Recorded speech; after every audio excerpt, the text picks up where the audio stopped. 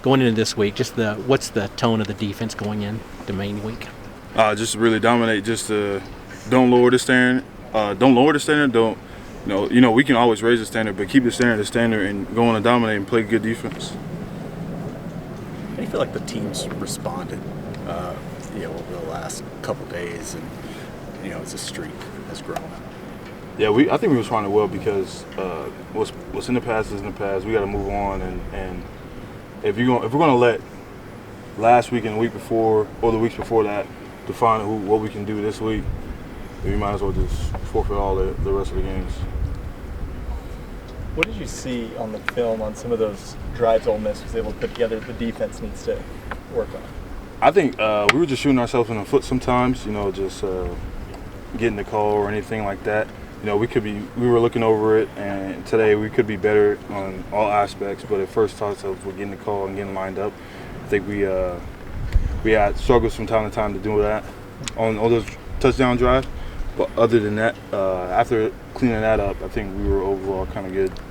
Is it a communication disconnect just between you guys on the field as far as like getting it spread across to everybody type thing? Yeah, because we knew we would have to communicate fast, and Ole Miss was a tempo team, kind of like Tennessee. And for them to do that, like how they were holding their players and sending out the center to send out so they won't get because you know how we do all our things about formation and down and distance and everything. For them to do that, we knew we had to communicate, and we fell short some of those plays and some of those drives where we didn't communicate fast enough. Are you surprised by the lack of takeaways, especially after the way you guys started out so strong this season? Yeah. No, we were just talking about it too, and the weeks prior to that, because we knew we had to do some turnovers. We had to make some going on defense, and how you said we were on fire in the beginning, and then we've been losing the turnover margin for these past couple of weeks. So it's been a big emphasis on peppering the rock, getting the ball back to our offense. Obviously, you got home and racked up a ton of sacks the first few weeks of the season. Yeah. Does it get frustrating at all as a defensive end when you're that close to getting home and then the quarterback manages to get it out? Yeah, it does get frustrating sometimes, but we got to know. If I do get there, that's a pressure. He may not get the ball out on time, or they might not be on the same thing. So it's really kind of the same thing, but not in the stat sheet. You know what I mean? But it does get frustrating. Obviously, there are quite a few guys, not a ton, but quite a few that were part of that 6 and 7 season in 2022. You were one of those guys. Does that help put the adversity that you guys have faced the last few weeks into greater perspective? Yeah, tremendous, because that was my first time going 6 and 7 in my football since I was playing 6 and 7. So it definitely does. You already went through a season of it, so I'm not saying we're going through a season of it right now, but because it's not the same season, but you can have different things you take away from that season and carry over to not not start fast this week, or not lackadaisy, giving less effort just because we're losing. Nothing like that.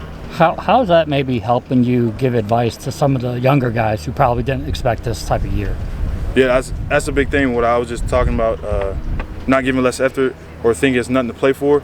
If that even goes through your mind, you're already wrong, because we have a ton to play for. We still have Maine, 4 games left. So to really instill that in them, it's big, because they never probably went through that too. How my freshman year being my first losing season, but also for them, they might be that first time too. How much does this break from the SEC Gauntlet? What kind of opportunity is it for you guys to kind of hit the reset, get back on the right path?